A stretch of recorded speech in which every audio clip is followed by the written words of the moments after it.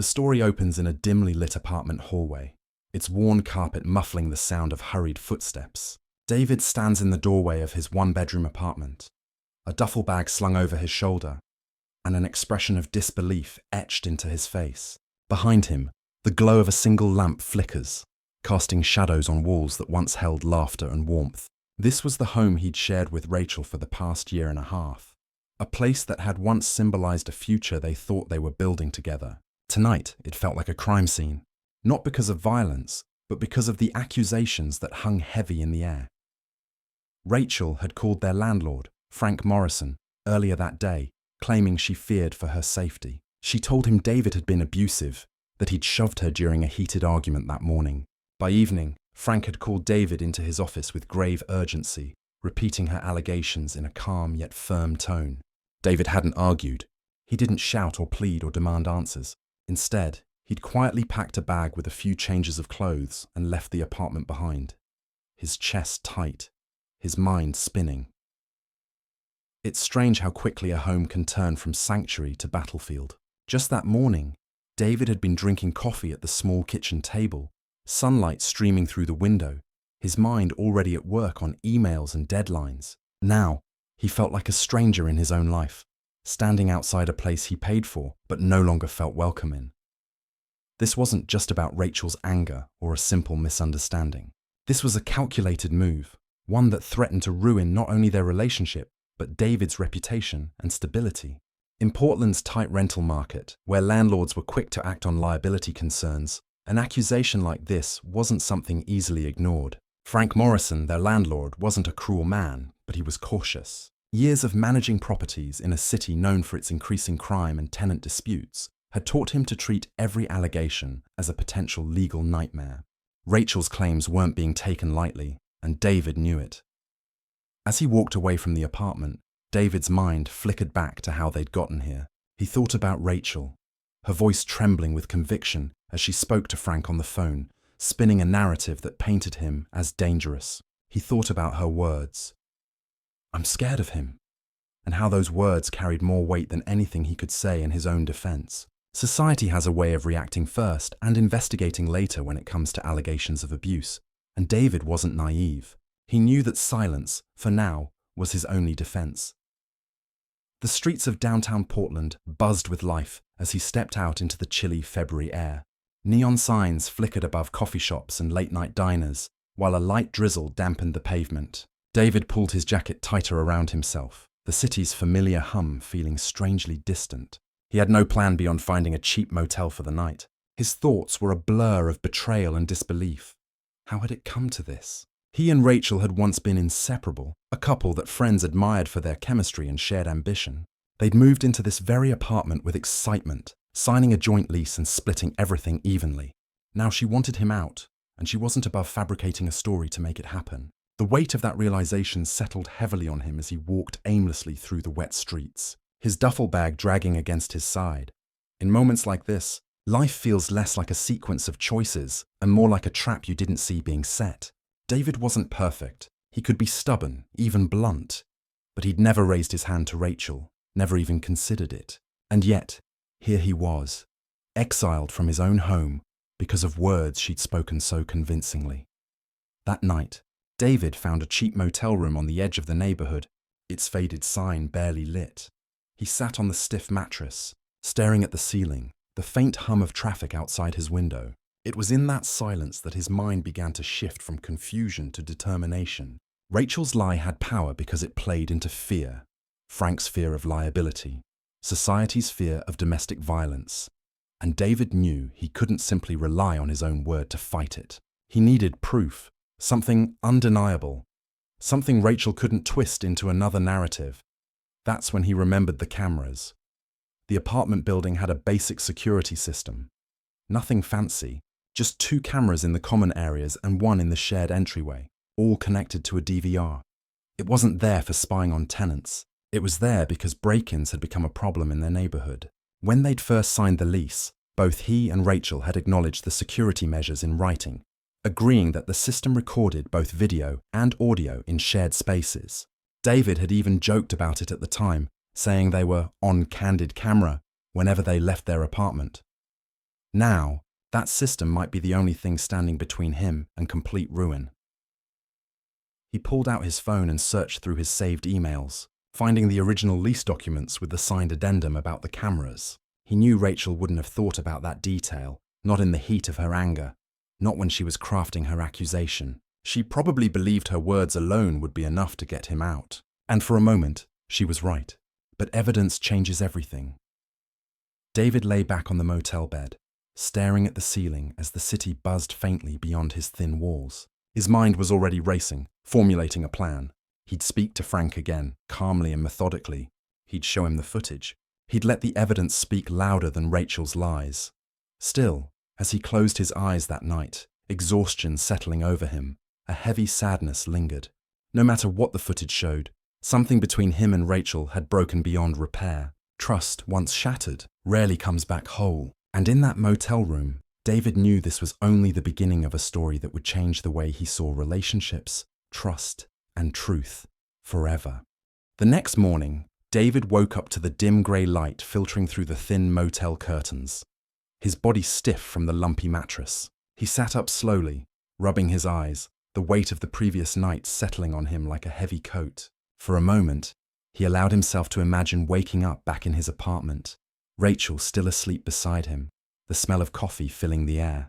But that was a life that no longer existed. In less than 24 hours, the woman he thought he knew had become a stranger capable of destroying him with a single phone call. As he packed his few belongings back into his duffel bag, his mind replayed the timeline of their relationship. He thought about the first time they toured that apartment together. It wasn't much, just a modest one-bedroom in the heart of downtown Portland. But to them, it had felt like a step into adulthood. They were both in their mid-20s, ambitious yet cautious, eager to prove they could handle life on their own terms. The building was old, with a slightly creaky elevator and a faint smell of paint in the hallways, but they'd been charmed by its character. David remembered the excitement they felt on move-in day, hauling mismatched furniture into their new home. The couch was second-hand, the dining table a hand-me-down from Rachel's parents, but to them, it was perfect. They'd split everything down the middle. Rent, utilities, groceries. They even opened a joint savings account for their future plans. A car, maybe a trip overseas, maybe even a wedding someday. Back then, their relationship felt like a partnership built on mutual trust and respect. But something had shifted. At first, it was small things.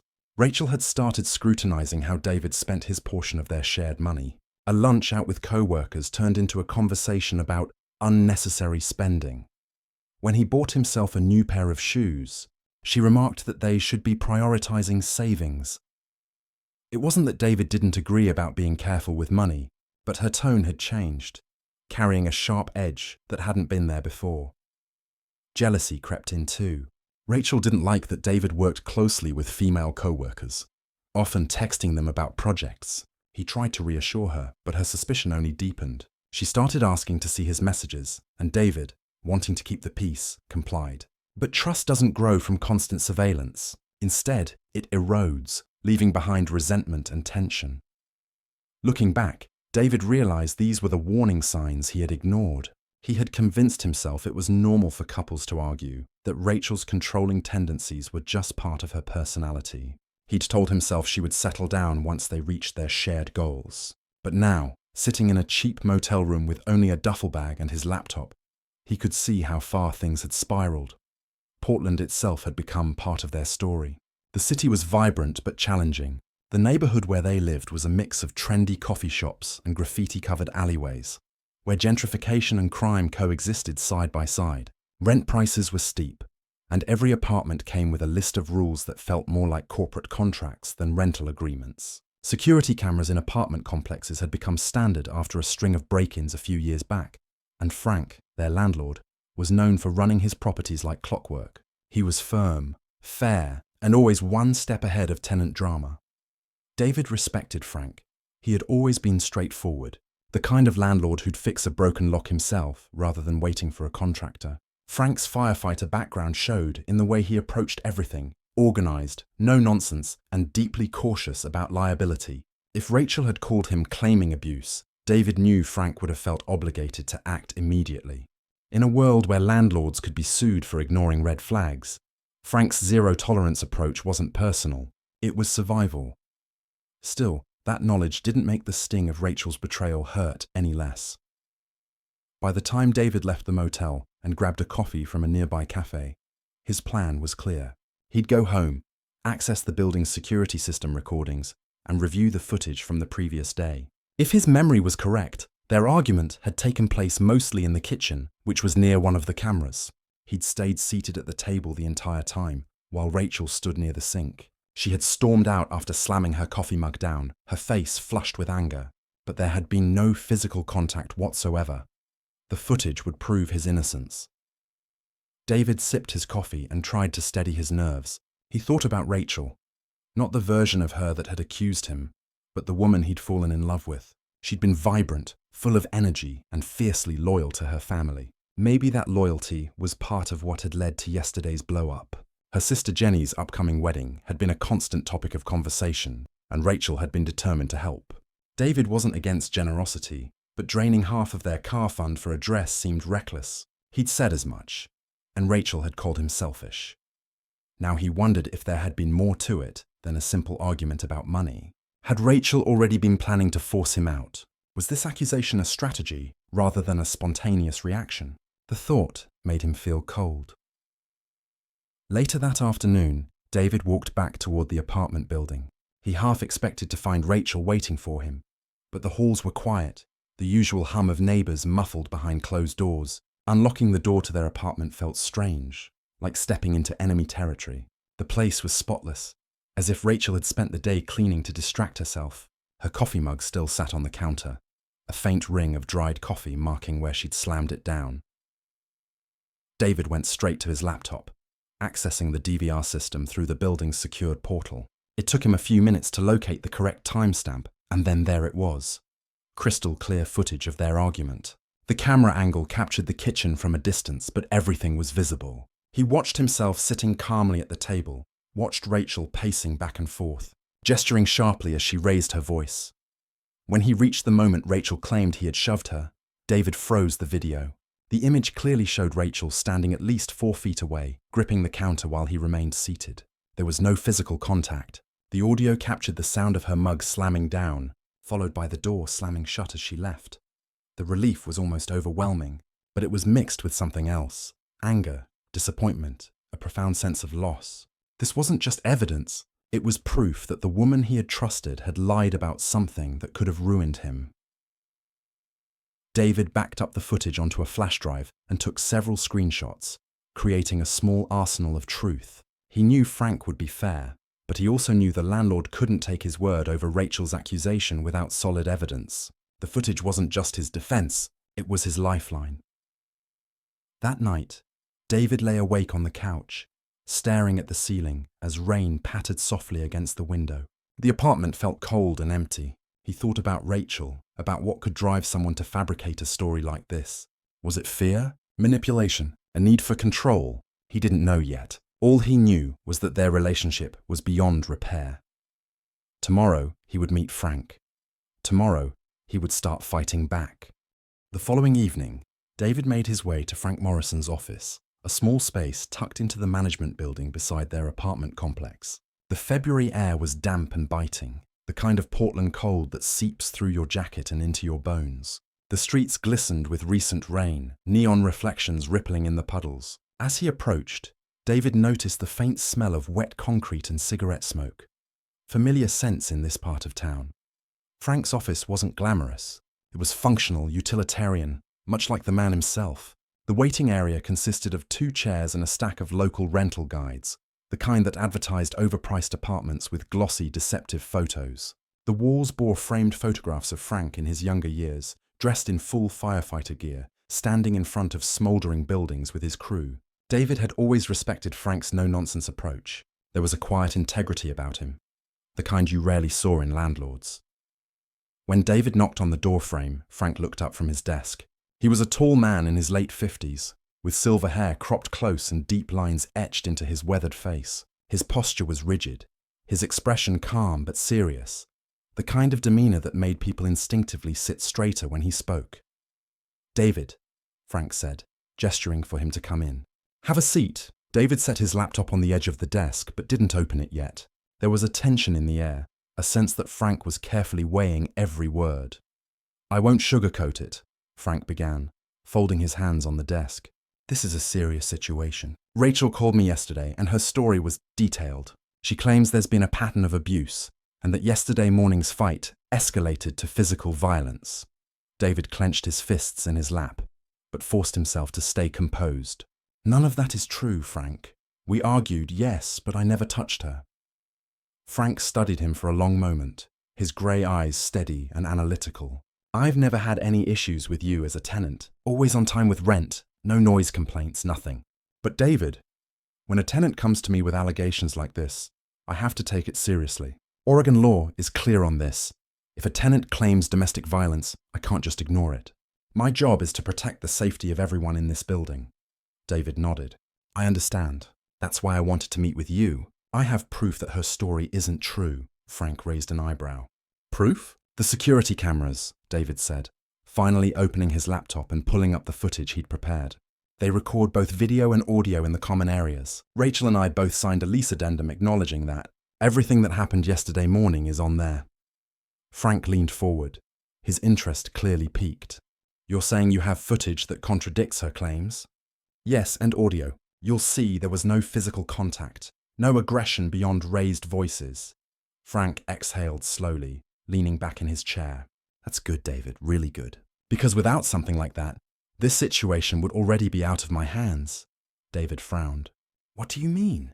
"I mean," Frank said, his tone level but firm, "if it came down to her word against yours, I'd have no choice but to act in her favor. Liability is a nightmare in cases like these. If I ignore a complaint and something happens, I'd be legally responsible. I could lose my license, my properties, everything. Landlords have been sued into bankruptcy for less. That's why I have a zero-tolerance policy. If I think there's even a chance of danger, someone gets removed from the lease." The words hit David like a punch. He knew Rachel's accusation was serious, but hearing Frank spell it out so bluntly made him realize just how close he'd come to losing not just his home, but his reputation. Frank tapped his fingers on the desk thoughtfully. "Let's do this by the book. Tomorrow evening, bring me the footage. We'll review it together. If it supports your story, I'll reconsider Rachel's request to have you removed from the lease. But David, if the footage shows anything that even remotely backs her claim..." "I'll pack up and leave," David finished for him. Frank gave a single nod. "Fair enough. 7 o'clock tomorrow. My office." As David stood to leave, Frank's expression softened slightly. "I'm not saying I believe her over you, David. I'm saying I can't take chances. I've seen too much. When I was a firefighter, I responded to domestic violence calls more times than I can count. You wouldn't believe the things people are capable of behind closed doors. It changes how you see situations like this." David paused at the door. "I understand, Frank. I just want the truth to come out." Frank nodded.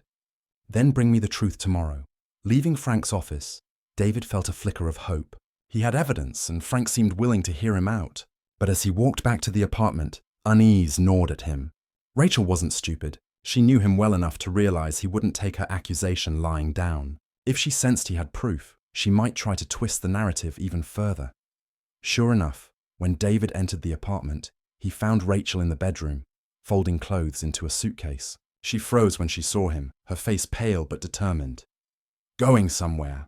David asked, his voice calm but edged with suspicion. Rachel didn't meet his eyes. "I'm staying at my sister's for a few days. I think we need some space." David leaned against the doorway. "Space from what? From me? From this toxic situation you told Frank about?" Rachel stiffened, her hands gripping the suitcase zipper. "You know what you did." "No, Rachel, I know what you said. And I also know the security cameras in this building captured the entire argument." Her head snapped up, eyes wide. "Those cameras don't record everything. They record enough, video and audio." "You signed the same lease addendum I did." A flash of panic crossed her face, quickly masked by indignation. "You can't use that against me. I didn't consent to being recorded." "You signed consent when we moved in," David said evenly. "You knew those cameras were there. And tomorrow, Frank's going to see the footage." Rachel's face went pale. She yanked the suitcase off the bed and pushed past him toward the door. "Frank won't care about your stupid cameras," she muttered. David watched her go, her footsteps echoing in the hallway. He didn't bother stopping her. He didn't need to. That night, he sat at the kitchen table, laptop open, headphones on. He watched the footage over and over, scrutinizing every frame. There it was, clear as day. Rachel pacing angrily, slamming her mug on the counter, storming out. He never once stood up, never once touched her. The audio captured their entire exchange, including his calm responses and her accusations.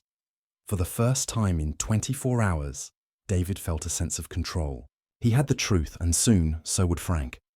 The next evening, David arrived at Frank's office 5 minutes early, laptop bag slung over his shoulder. His heart thudded steadily, a mix of anticipation and unease. Portland's drizzle was back, light and cold, beading on his jacket.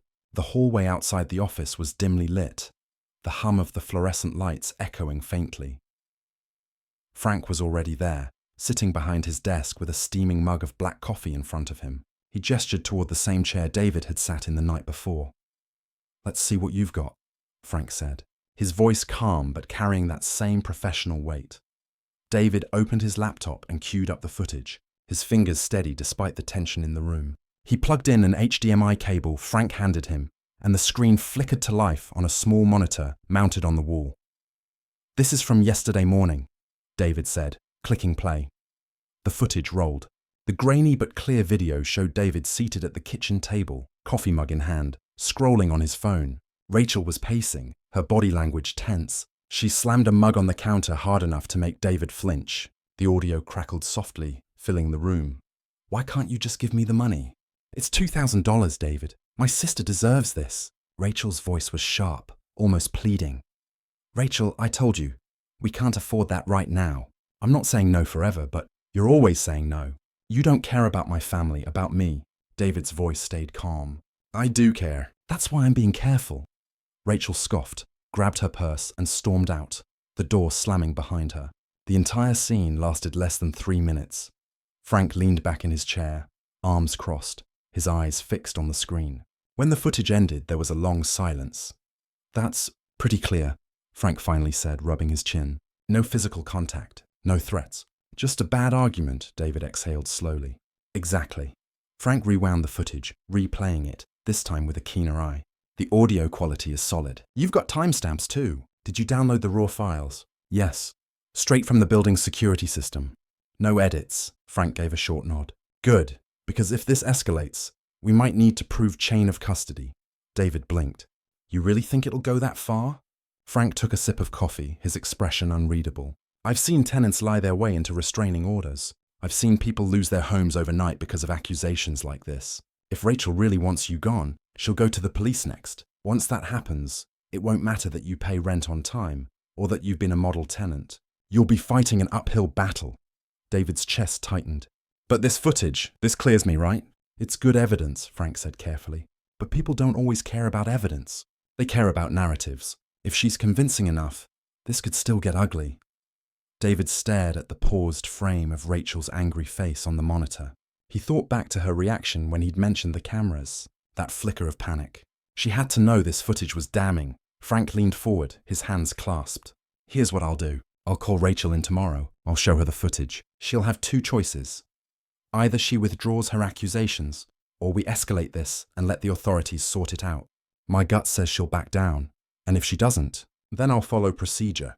But with this footage, you've got the upper hand."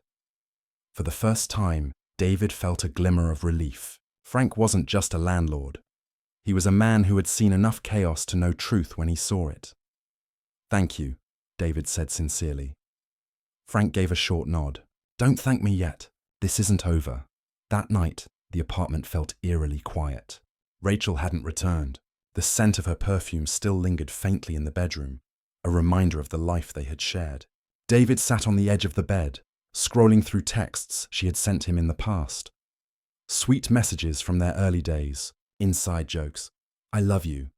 Texts that now felt like messages from a stranger. How had they come to this? He thought about the wedding dress money, about Rachel's sister Jenny. Rachel had always been fiercely loyal to her family, but this was beyond loyalty. This was betrayal. As he lay down, exhaustion tugging at him, his phone buzzed. A text from an unknown number lit up the screen. "Leave Rachel alone. We know what you did." David sat up, pulse quickening. The number wasn't saved, but he had a sinking feeling it was Jenny. He typed back, "I didn't do anything." The reply came instantly, "Everyone says that." David put the phone down and stared at the ceiling. This wasn't just Rachel anymore. This was her entire family, convinced he was an abuser. Tomorrow, Frank would confront Rachel with the footage. Tomorrow, everything would either calm down or explode. The following afternoon, the sky over Portland was heavy with low-hanging clouds, threatening rain. David kept his phone close, waiting for Frank's message. At exactly 6:45 p.m., a short text arrived. "She's here. Come to the office in 10. David's pulse quickened. He grabbed his laptop and headed out, his footsteps echoing in the damp hallway. The familiar smell of wet concrete greeted him as he stepped outside, the streetlights flickering to life. When he arrived, the office door was closed. Through the frosted glass, he saw the blurred outlines of Frank and Rachel sitting across from each other. Rachel's posture was rigid, her hands clasped tightly in her lap. Frank sat back, calm but firm, like a judge about to deliver a verdict. David waited just outside, leaning against the wall. He could faintly hear their voices, Frank's deep and steady, Rachel's sharp and defensive. "Rachel," Frank said, his voice carrying authority. "Before we take this any further, I need you to understand something. Your accusations are serious. If they're true, we'll take every step necessary to protect you. If they're false, there will be consequences." Rachel scoffed. "You don't believe me, do you? You're already taking his side." "I'm not taking sides," Frank replied evenly. "I'm looking for facts, and I have something you need to see." There was a pause, then the soft click of a mouse. Through the glass, David saw the glow of the monitor as the footage began to play. Rachel's voice cut through the silence. "What is this?" Frank remained calm. "This is from yesterday morning. Your lease clearly states this property is under audio and video surveillance in common areas. You signed that acknowledgement. I didn't think you'd actually use it against me." Rachel's voice cracked slightly. Frank leaned forward, his gaze unwavering. "I'm not using it against you. I'm establishing the truth. Let's watch." The sound of Rachel's angry voice filled the room, echoing faintly through the glass. David could hear his own calm responses, the tension in every word, Rachel's pacing, her frustration, her storming out. It was all laid bare in unfiltered clarity. When the footage ended, silence hung heavy in the office. Rachel's face, pale and tight with anger, was reflected in the dark monitor.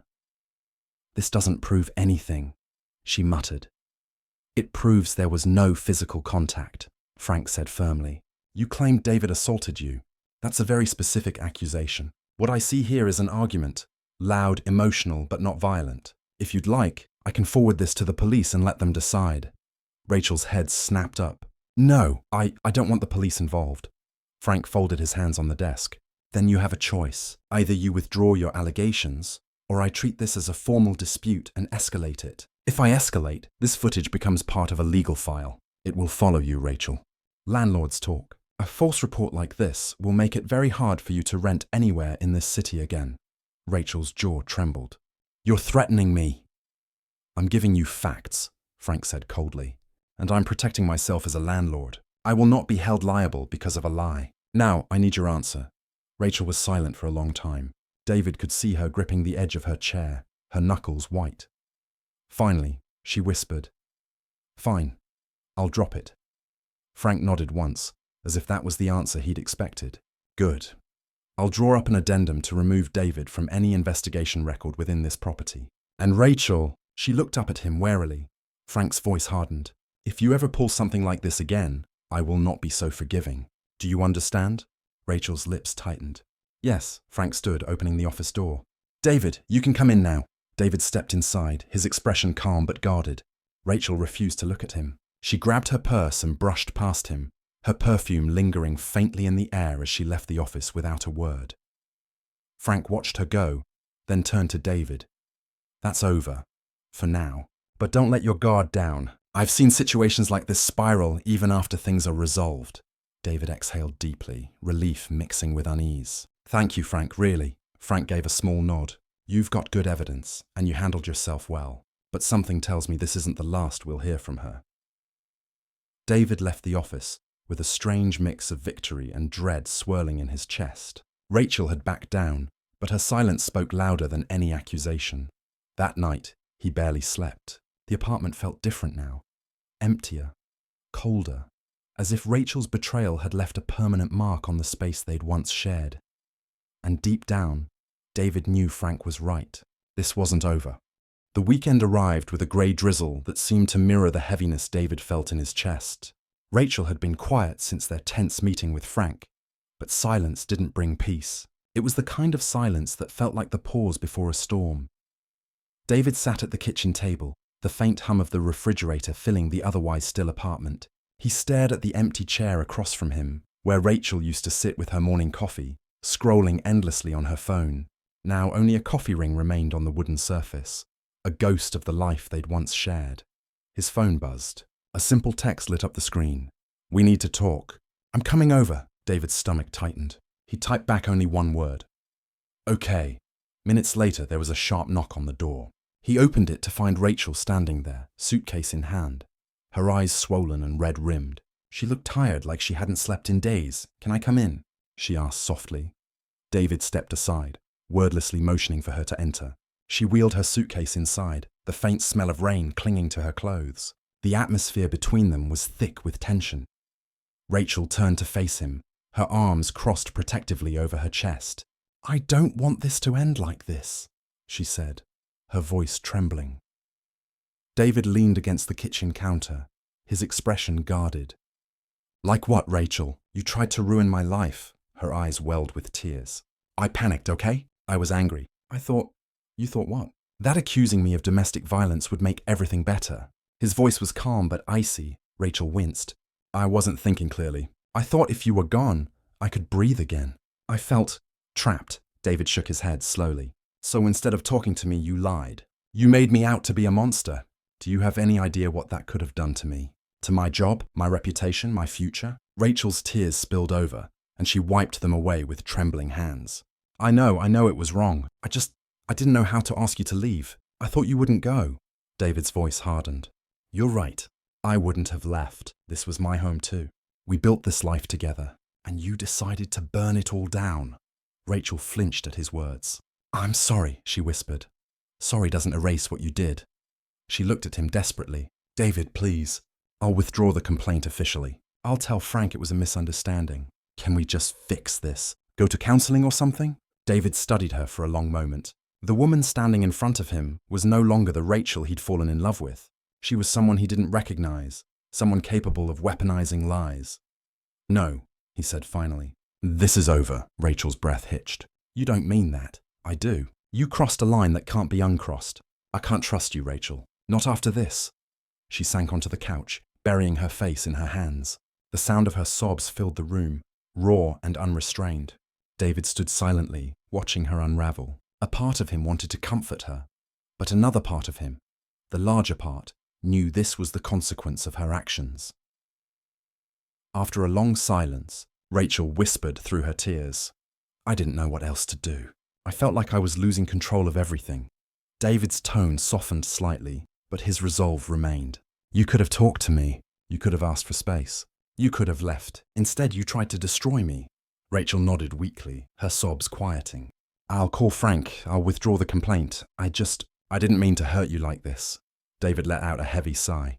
"Rachel, you didn't just hurt me. You broke something that can't be fixed. I can forgive you someday, maybe, but I can't be with you." Rachel looked up at him, her eyes filled with regret. "I love you, David." He shook his head. "Love doesn't look like this." Silence stretched between them, thick and suffocating. Finally, Rachel stood, grabbing her suitcase. "I'll leave," she said quietly. "I'll tell Frank it was all a mistake." David didn't move to stop her. He watched as she wheeled her suitcase to the door, her shoulders slumped, her face pale. "Rachel," he called softly.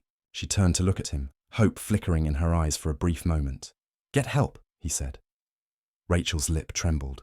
She nodded silently, then opened the door and stepped out into the cold night. The sound of the door clicking shut echoed through the apartment, marking the end of their relationship. David leaned against the counter, closing his eyes. Relief washed over him, but it was bittersweet. The woman he'd loved had tried to destroy him, and now she was gone. Yet somewhere deep down, a quiet voice reminded him this wasn't truly over. Not yet. Monday morning arrived with an oppressive stillness. The drizzle from the night before had left the streets slick and glistening. But inside the apartment, everything felt hollow, like a stage after the actors had left. David sat at the kitchen table, sipping black coffee that had long gone cold, staring at his phone, waiting. He knew Rachel would make good on her word, but part of him wondered if she'd try one more act of manipulation before conceding. At 9:12 a.m., his phone rang. Frank's name lit up the screen. "David!" Frank's steady voice came through. "Rachel was here this morning." David held his breath. "She officially withdrew the complaint," Frank said. "Said she was upset and might have misinterpreted your actions during the argument." David let out a bitter laugh. "Misinterpreted me sitting 4 feet away from her." Frank's voice carried a sigh. "That's the word she used. I showed her the footage again. She didn't have much to say after that. Honestly, David, I've been in property management for 20 years, and I've seen my fair share of tenant drama. But this was something else." "Tell me about it," David muttered. Frank's tone shifted to a business-like calm. "We've got a new problem now. Rachel wants to break the lease and move out, but she's asking that you cover the early termination fees." David sat up straight, his eyebrows knitting together. "That's not happening." "I figured you'd say that," Frank replied. "Given the circumstances, I'm willing to let one of you out of the lease without penalties. Rachel caused this mess, so she can deal with the consequences. She's agreed to that." David exhaled slowly, a wave of relief washing over him. "Good. She doesn't deserve to walk away without facing the damage she caused." Frank hesitated for a moment, his tone softening. "You know, David, I could technically evict her for filing a false complaint against another tenant. This is me being generous." "I appreciate that, Frank. Honestly, I just want this to be over." "Then it's over. I'll have the paperwork ready for you to sign. She's moving out by the end of the week." David hung up the phone and leaned back in his chair, the weight of the past few weeks pressing down on him. Relief was there, yes, but so was exhaustion, and a strange kind of sadness he couldn't quite name. He had loved Rachel once, deeply. They'd built a life together in this apartment, dreamed of saving for a car, of trips they'd never take. Now, all that was left was distrust and paperwork. Later that day, he found himself staring at the apartment's bare walls, trying to imagine it without her things. The makeup scattered across the bathroom sink, the throw blanket she loved draped across the couch. The silence felt heavier than her presence ever had. The week passed in a blur. Rachel moved out on Saturday. She arrived in the morning with cardboard boxes and an expression David couldn't quite read. Somewhere between shame and resignation. She didn't speak much, and neither did he. The sound of packing tape ripping echoed through the apartment like static in an empty room. When it was time to carry her belongings to the car, David surprised her by helping. He hefted boxes into the trunk, stacked neatly beside her suitcase. She finally broke the silence, her voice quiet. "You're being really nice about this." David closed the trunk with a soft thud and looked at her evenly. "I'm not vindictive, Rachel. I just want this over with." She bit her lip and nodded. "I really am sorry. I know that doesn't fix anything." "No," David said flatly, "it doesn't. But I hope you get help. Figure out why you thought false accusations were the answer to our problems." Rachel's eyes glistened with tears she didn't let fall. "I'm starting counseling next week." "Good," David said simply. She got in the car, started the engine, and with one last glance at him, drove away. He watched until her car disappeared around the corner, the sound of her tires fading into the hum of the city. Inside, the apartment felt cavernous and strange. Her perfume no longer lingered in the air. The emptiness was jarring, but it was also a kind of freedom. That night, David sat on the couch, sipping a glass of whiskey. The glow of the security camera's indicator lights blinked softly in the corners of the room. He'd never been more grateful for those little devices. Without them, his life could have been ruined. He thought about how easily a lie could destroy someone, and how many stories never had this kind of proof. The next morning, Frank stopped by with paperwork, officially transferring the lease to David's name only. "You handled this better than most," Frank said as he slid the documents across the table. "A lot of people would have gone nuclear. You kept your head down, stuck to facts." "That's rare." David signed the papers and handed them back. "Getting emotional wouldn't have proved my innocence." Frank smiled slightly. "Exactly. I'll tell you something I've learned over the years. Document everything. Keep records. People think I'm paranoid, but I've seen lives ruined because no one could prove the truth." David nodded, the truth of Frank's words settling deep in his chest. He'd lived it. That night, he lay in bed alone, staring at the ceiling, feeling both lighter and lonelier than he'd felt in years. The apartment was his now, free of Rachel's chaos, but the memory of her betrayal was etched into its walls. He resolved to move forward carefully, to never let himself be blindsided like this again. For now, though, he let himself rest, knowing the worst of the storm had passed. 6 months slipped by like pages turning in a book David never meant to write. The apartment, once a battleground of tension, slowly transformed into something resembling a sanctuary. The walls no longer echoed with arguments. Instead, they were lined with shelves of books he'd finally had time to read, and the faint scent of fresh coffee replaced the memory of Rachel's perfume. The city outside carried on as always, Portland's streets bustling with food trucks and cyclists, its skyline dotted with cranes and grey clouds. David found solace in routine. Morning jogs through the park, evenings cooking simple meals for one, weekends spent repairing small things around the apartment that had been neglected. Life was quiet, predictable, and after everything that felt like a luxury. Yet some wounds lingered, quiet but deep. Trust wasn't something David gave easily anymore. When co-workers invited him for drinks after work, he often declined, retreating to the comfort of solitude. Friends noticed he smiled less, spoke less, but they didn't press. David had become good at hiding the scars Rachel's betrayal had left behind. It was a rainy Tuesday when fate decided to reopen an old chapter. David ducked into a downtown coffee shop, shaking droplets from his jacket, craving warmth. The smell of roasted beans filled the air as he stood in line, scrolling absently through his phone. When he glanced up, his breath caught. Jenny. Rachel's younger sister stood at the counter, her hands wrapped around a steaming cup. She looked almost exactly as he remembered. Dark hair pulled into a messy bun, a simple cardigan draped over her shoulders. But there was something different in her expression. She seemed heavier, not physically, but in the way life had weighed on her. Jenny turned, spotting him. Her eyes widened, and for a moment she froze. "David," she whispered. He managed a small nod. "Jenny." They stood awkwardly for a moment, strangers bound by a painful history. Jenny glanced toward an empty table by the window. "Do you have a minute to talk?" David hesitated, then nodded. "Sure." They sat across from each other, the rain pattering softly against the glass. Jenny's hands trembled slightly as she set her cup down. "I owe you an apology," she began, her voice quiet. "Rachel told me everything." David studied her face, searching for sincerity. "She did?" Jenny nodded. "She's been in therapy. Part of her treatment is making amends. She confessed that she made it all up. The story about you hitting her, the bruises."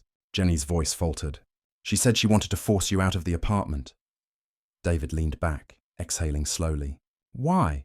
Jenny looked away, shame coloring her cheeks. "She wanted to move her ex-boyfriend in, the guy from college. They'd been talking for months. She thought if you were out of the picture, she could start over with him." A bitter laugh escaped David's lips. "That explains a lot." Jenny gave him a sorrowful look. "It didn't work out. He's married now, has kids, wants nothing to do with her." David's smile faded. "I'm sorry to hear that." Jenny blinked, surprised. "Are you?" David thought for a moment, then nodded. "Yeah, I don't wish her harm. I just couldn't stay with someone who'd lie about something that serious." Jenny wrapped her hands around her cup, her knuckles pale.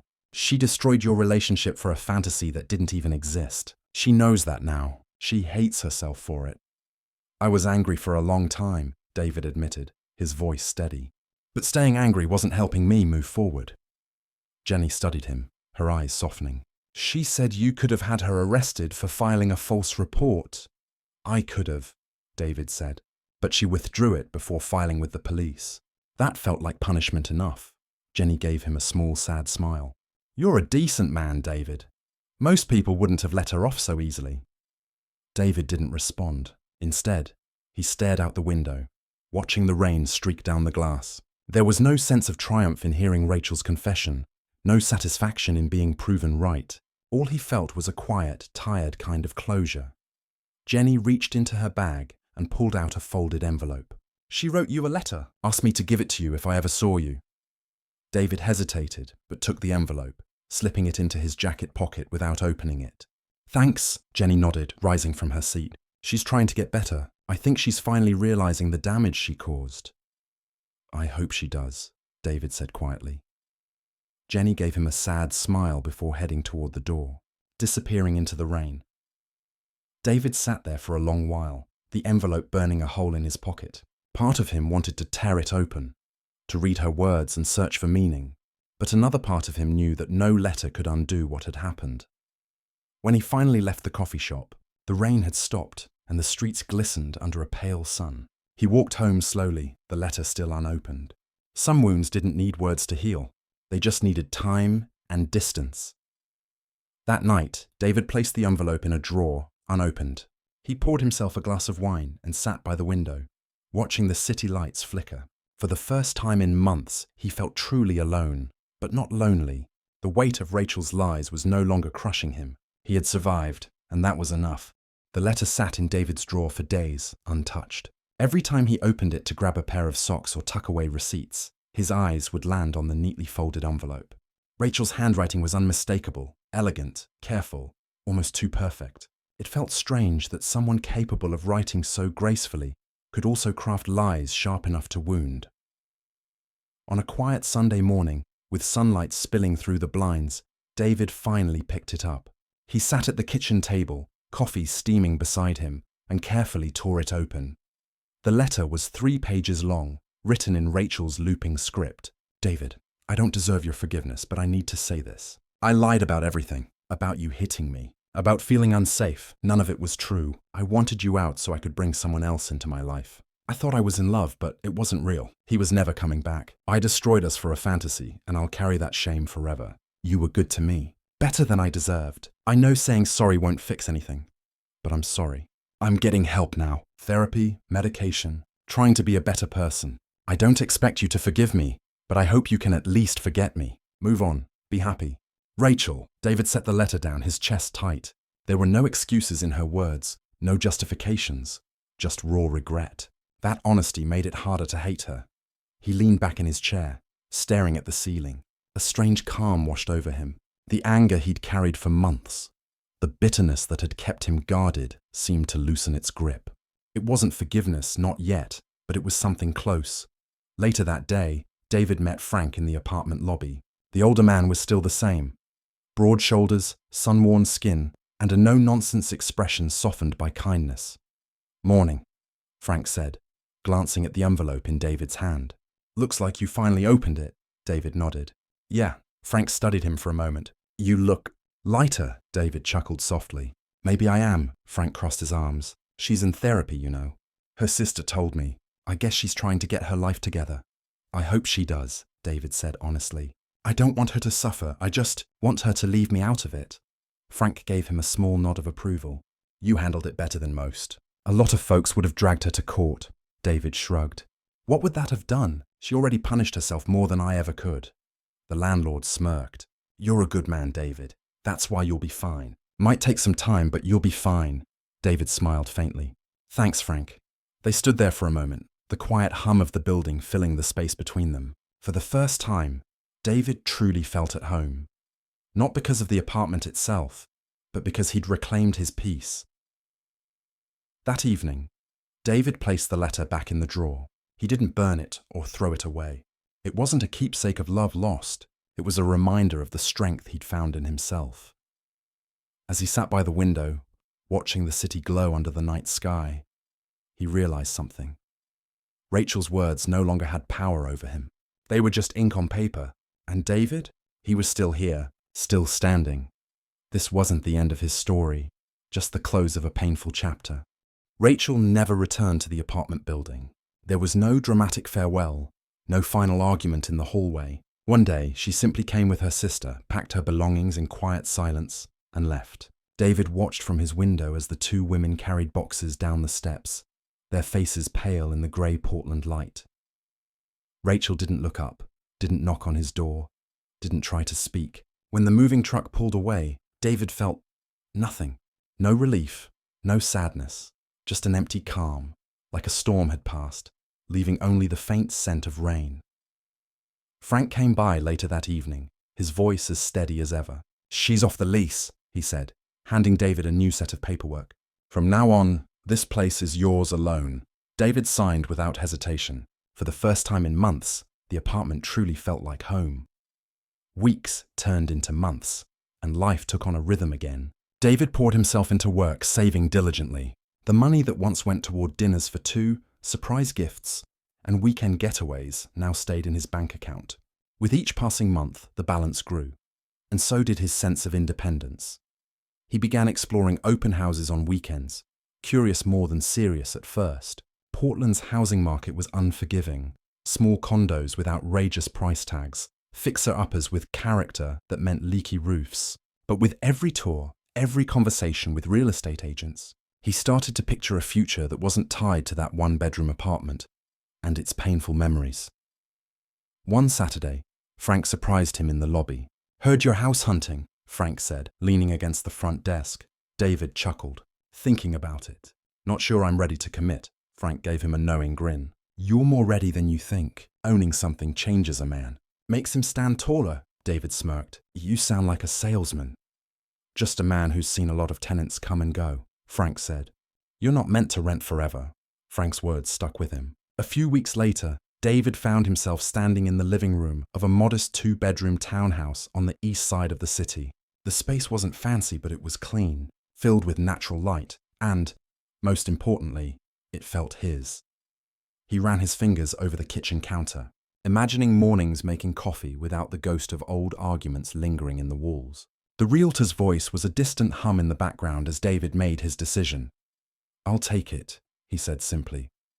The day David signed the final paperwork, Frank stopped by his apartment one last time. "So, you're leaving us," Frank said with a proud smile. David nodded. "Feels like the right time." Frank clapped a hand on his shoulder. "You made it through hell, kid. Now you get to start fresh." David smiled. "Thanks, Frank, for everything. You didn't have to stick your neck out for me back then." Frank shook his head. "Didn't feel like sticking my neck out. Felt like doing the right thing. Remember that, all right? Not everyone will, but you can." They shook hands like old friends. Moving into his new home felt surreal. The walls were bare, the furniture sparse, but the emptiness didn't bother him. It was a blank slate. David unpacked slowly, setting up a small reading nook by the window, hanging a single-framed photo of his late father in the hallway. One evening, he sat on the porch with a glass of whiskey, watching the sun dip below the horizon. The world felt quiet, peaceful, full of possibility. Rachel's letter was still in his drawer, now sitting in a box labeled miscellaneous. He hadn't read it again, and probably never would. It wasn't bitterness that kept him from opening it. It was closure. The chapter was finished. For the first time in years, David wasn't haunted by what had been done to him. Instead, he was focused on what came next. He took a sip of his drink and smiled to himself. The world felt wide open, and for the first time in a long time, so did his heart. The seasons shifted, and with them, so did David. His life no longer revolved around surviving the fallout of Rachel's betrayal. Instead, it became about building something solid, something unshakable.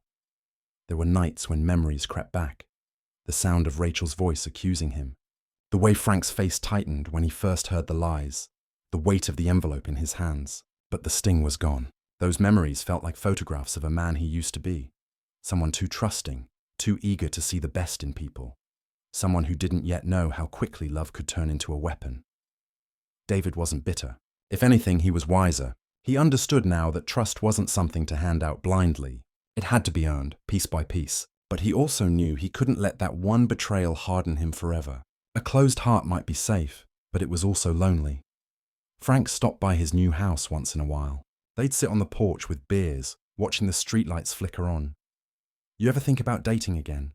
Frank asked one evening. David smiled faintly. "Sometimes. Not rushing it," Frank chuckled. "Good man. Life's not a race. People rush into things because they're scared of being alone. But there's power in being comfortable by yourself." David nodded. "Yeah, I've learned that." They sat in silence for a while. Two men who'd seen enough of life's sharp edges to appreciate the quiet moments. Sometimes, David would get texts from Jenny, updates on Rachel's progress in therapy, little notes about how she was trying to rebuild her life. Jenny never pushed him to forgive her sister, never tried to rekindle any connection. She just wanted him to know that Rachel was at least trying to be better. David appreciated the updates, but never replied much beyond a polite, "Thanks." He didn't need closure anymore. He already had it. One rainy night, he found himself sorting through old boxes in the attic. The envelope surfaced again, still sealed with a faint crease from when he'd first opened it. He held it for a moment, then tucked it back without reading. He didn't need to relive that pain to remind himself how far he'd come. The scars were there, but they no longer defined him years from now. David wouldn't remember the exact words Rachel wrote, or even the specific details of their arguments. What he would remember was the lesson that character reveals itself in quiet moments, in how people behave when no one is watching. That forgiveness doesn't always mean reconciliation. Sometimes it's simply choosing not to let someone else's choices poison your life. And most of all, he learned that starting over wasn't about forgetting the past, but carrying it differently. Like a stone worn smooth by time, no longer heavy, just part of who he was. As the rain tapped against his window that night, David sat back in his chair with a book in hand, the soft glow of a lamp lighting his home. It wasn't the life he had imagined when he first moved to Portland with Rachel, but in a way, it was better. He had peace. He had freedom, and for the first time in years, he trusted himself completely. That was enough. The final chapter of David's story doesn't come with dramatic music or a climactic confrontation. Instead, it arrives quietly, like the morning sunlight slipping through blinds, illuminating a life that has been carefully rebuilt. Months passed, then years. Rachel faded into memory, a figure from a different era of David's life, one that still lingered in the shadows, but no longer haunted him. He heard from Jenny once in a while, short messages that painted a picture of Rachel's ongoing therapy and self-reflection. Rachel was trying, Jenny said, really trying to become someone different, someone better. David would nod at the screen, type a brief reply, and set his phone down. It wasn't bitterness that kept him distant. It was clarity. Some doors, once closed, are not meant to be reopened. His home became a sanctuary.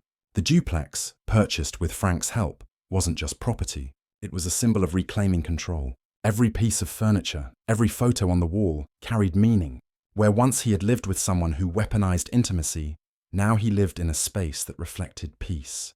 His tenant was a quiet graduate student who paid rent on time and rarely made noise. The air in David's home felt lighter because there was no tension, no accusations, no lingering dread.